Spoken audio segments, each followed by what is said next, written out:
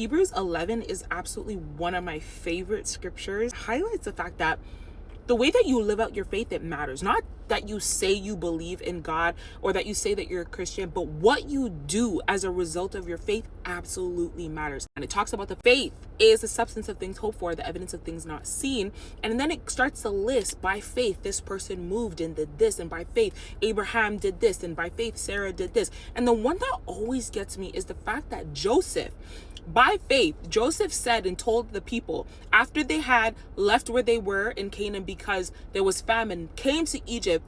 He said on his deathbed, literally, y'all are gonna not be in Egypt for the rest of your life. Like, you're gonna move. God made a promise to Abraham. You guys are gonna move out of this place.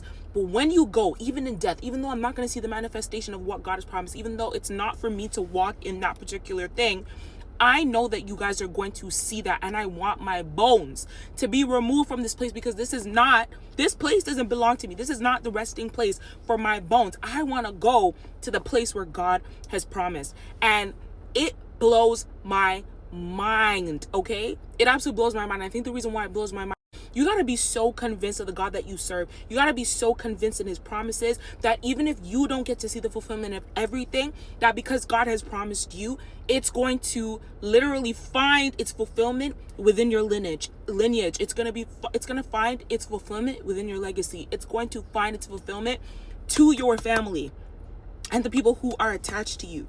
Like, that is how convinced we gotta be, right? And even though, and it says at the very bottom of Hebrews 11, that though all of these moved by faith, none of them actually fulfilled or saw the fulfillment of the promise, because there were still us to come, those who still needed to be saved, those of us. Like, if they had seen the fulfillment of the promise, that would have been it, over. Like, Jesus would have to come, like, this is it. And that's the truth of the gospel, is the fact that we're now living in this dispensation where grace is given to us and we get to experience the goodness of God.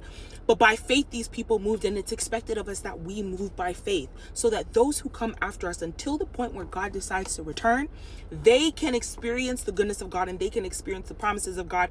And there is, like, I want to be a part of those who are experiencing whatever God has.